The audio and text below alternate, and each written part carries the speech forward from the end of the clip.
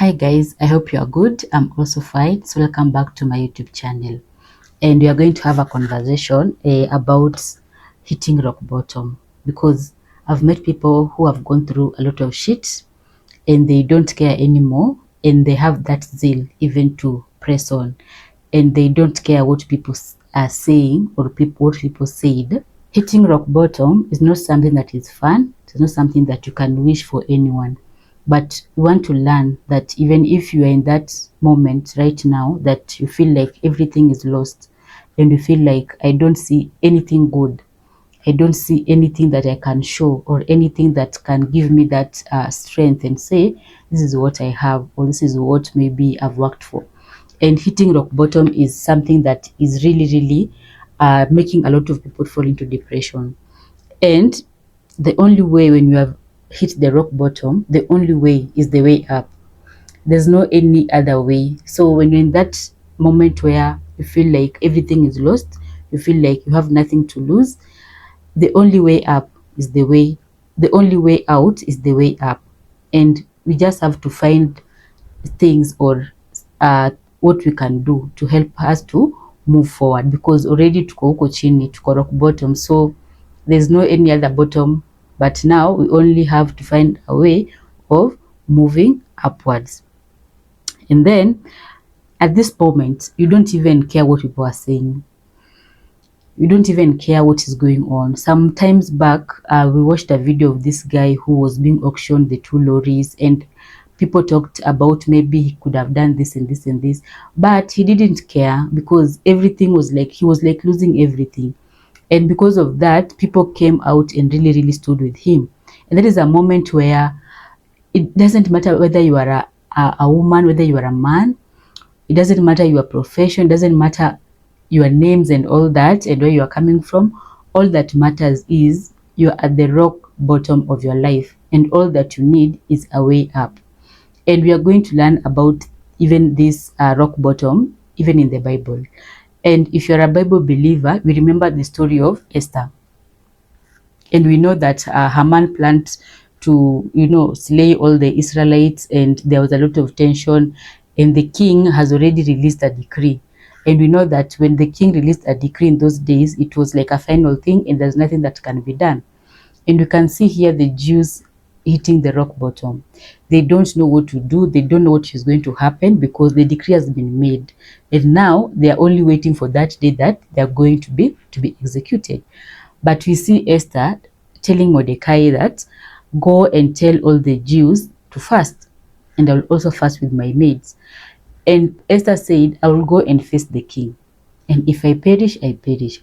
That is hitting rock bottom. That, you know what? The way out is the way up. Like, hakuna plan B hapa, hakuna kuongea kizungu hapa, hakuna mambo mingi hapa. Hapa is just finding a way of coming out of this pit. And we see, even after fasting, God gave Esther favor before the king, and everything was revoked. But now imagine the Jews sitting there, wallowing in their problems, crying and blaming others, and blaming Haman and blaming the king, but doing nothing. So the worst thing that you can do when you're in that rock bottom is doing nothing, is complaining and murmuring, is accusing everyone, is saying, I don't know, it is my uncle who did not do this, it is my aunt who did not do this. So that energy that we are using to complain, we should use that energy to ask ourselves, how are we going to come out of this? What are we going to do? What is the next step? Because we have already lost hope, we have already lost everything. And we see here, these Jews, they did not say like, we are not going to fast because now what if, no. And we are learning from Esther also that if you are hitting a rock bottom, and maybe it's an organization, as a manager, as a CEO, as a leader, it is you to give direction. It is you to stand firm. It is you to give your people hope that, you know what, we are going to rise again. Because people have lost jobs. You find that maybe a company has closed down, maybe things happen and all that. But if you're a leader, you're the one that people are looking up to you, and they're wondering, what are you going to tell us? So we learn from Esther that even being in that position, and Mordecai told Esther, God brought you to that position for a time like this. So it means even in our organization, when things are so tough, you as a leader, you need to come up and even strengthen your staff. vitu zimefanyika, shit do happens, not only in our personal life but even in our environment. And you find that if you're a leader, you are the one who should encourage people and say, you know what, we are going to move out of here.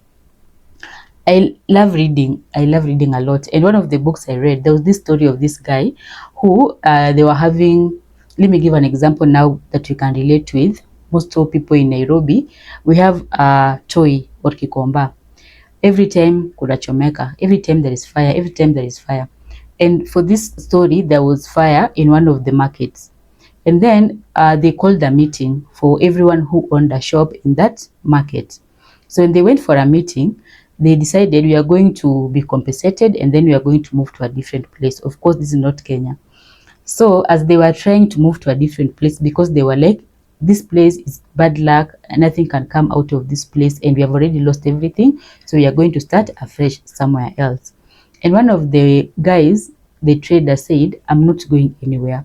And you see there, that shop that has burnt down, I'm going to build a big shop out of that dust. Out of those ashes, I'm going to build a big shop. And others were like, what do you mean you're going to build a big shop? What do you mean you're going to build a mall here? We have already lost everything. Let's just go to a different place. This place is not good for business. And to cut the long story short, after some time, this guy really developed. This guy did a lot of wonders, built a lot of factories in the same place that people saw as a cursed place. So when you hit rock bottom, it is now you and me to make a choice and to decide that, you know what, you're not going to stay here, but you are going to look for something different. And also, as we hit the rock bottom, as I've said earlier, there's nothing that we have to show. There's nothing, like, we don't care. Like, we don't care what people are saying. We don't care what is going on. It's all about how are we going to get out of this place. And also, we can learn from this story in the book of 2 Kings 7:4. And this was the story of the 12 lepers. And the Bible says that these lepers, they were at the crossroad. And because they were lepers, they were like disowned or something, you know, because in the Bible, when you are a leper, when you have leprosy, you are like an outcast. So these lepers, there was famine in the city. And they were sitting there. So they were wondering, what are we going to do? And these guys, they reached that rock bottom, that they had nothing to lose, including their lives. Because if you read that scripture, it's a very interesting story that you learn from these lepers. That they said, you know what, as we sit here, the famine is in the city and we shall die there. So if you go back to the city, we are going to die. And if we sit here, we are also going to die. So they decided, let's go to the camp of the enemy. If they save us, we are going to live. If they kill us, we are going to die anyway. So we were to die, tungekufa tu, whichever way, tungekufa kila mahali. So it is us to choose where you wanna go and die. But we see God doing wonders using these 12 lepers, because they went to the camp of the enemy, and apparently God did some miraculous things that the enemy thought horses were coming. So the enemy ran away and left everything in their tents. And these lepers, they were able to enjoy and kupega sherehe. And after that, they went back to the city. They told the guys, you know what, there's a lot of plenty things here. Come and see. And we're learning that if you reach that rock bottom, there's a way your brain adjusts. There's a way failure make us to think differently. There's a way reaching that rock bottom opens another sense in us. So that's why we see most people, even successful people, they don't fear failure. They say failure is part of learning, because at that moment where it is you and your God, if you believe in God, it is you have to make some radical decisions. And at that moment, you don't care that, you know, I'm a CEO, so what will people say? Already you have lost some things. Already the business is not working. Already whatever you are trying to resuscitate is dying. So it is you to make a decision and say, you know what, I'm going to try harder because I'm already at the rock bottom. Maybe you have a lot of loans, auctioneer are coming to auction you, you don't have school fees for your kids, you don't have money even to pay rent, maybe you have lost your job and all that. But now at this moment, you call yourself for a short meeting and you arrive early and you take minutes. and you tell yourself, now Oyamo, I'm here, so what am I going to do? You sit down and you realize, can I go to Gikomba and maybe start selling mitumba, or what am I going to do? Because at the end of the day, you have to think outside the box and you have to get out of that rock bottom. But apparently, and very sad, is that most of us, we lose our lives in that moment. Complain, we complain a lot, we use our energy. At the end of the day, there are people who even kill themselves because they are like, people, what are people going to say? They're like, I did not plan for this. I didn't hope that one day this will happen to me. And even the story of Job, you see, Job said, the things I feared, they've come to me. Job did not have anything to lose, by the way. Even when the friends were keeping on to ask, like the friends were like, Job, are you sure? Are you sure kufanyia Mungu kitu? Manake Mungu hawezi kuja tu kukupanish hivi bure bure. But Job, he didn't have anything to lose, because even the wife who was the source of strength, the pillar of hope, was telling him, just curse this God and die, because now everything is lost. But at that time, when you're at the rock bottom, even when they can learn from Job, what are you telling yourself? What are you telling people? What are you murmuring about? What are you confessing? Are you saying I'm a failure? I don't, I'm a cast out person, I'm useless? Or do you say I'm strong and God is going to give me strength? Do you speak positive words? Do you encourage yourself? Do you speak words that strengthen your soul? Or do you speak words that weaken your spirit? So I want us to know that rock bottom is a place where, if you have been there before, you know the feeling. If you have not been there, I pray that you will not find yourself in that point. But it's a point where, yani, unasikia kama mwili umepata nguvu nyingine mpya, nguvu nyingine yenye hujawahi kuwa nayo. Like you feel like kuna ka nguvu kamekuja.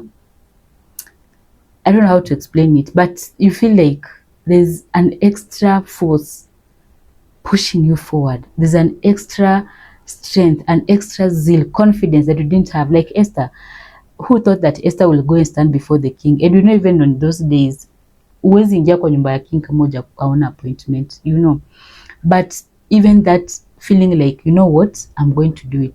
Most of us, sometimes we are so comfortable and we are like, mimi niko tu sawa. Wait until the day you lose that job. You will knock the offices that you thought you will not knock. You will look for jobs, places that you thought you will not go. You start doing those businesses that you are looking down on people. You start doing things that you are like, huyu ni mimi nafanya hivi. But because you are at the rock bottom, we don't have options.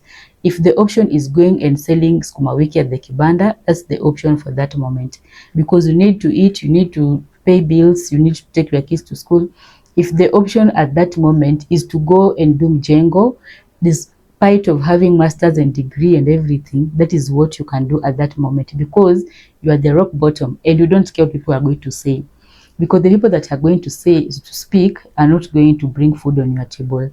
People who you are fearing are going to gossip you. They're not going to help you. So at the end of the day, it is us to find a way out and to trust God that we are going to come out of this, not defeated, but we are going to come out of this stronger and stronger and stronger, like the Jews.